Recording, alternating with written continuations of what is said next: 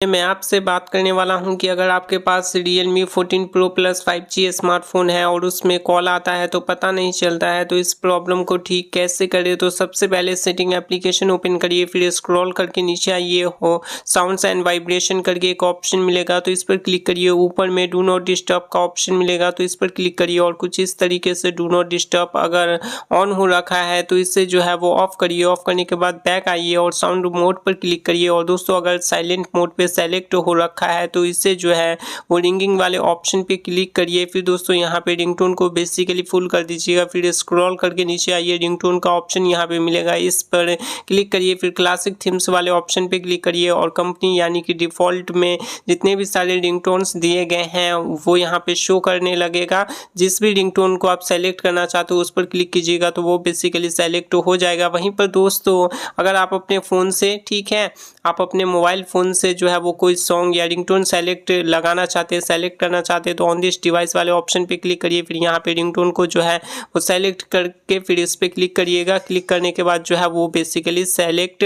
हो जाएगा। उसके बाद जब भी कोई कॉल आएगी, इनकमिंग कॉल आएगी तो आपको पता चल जाएगा।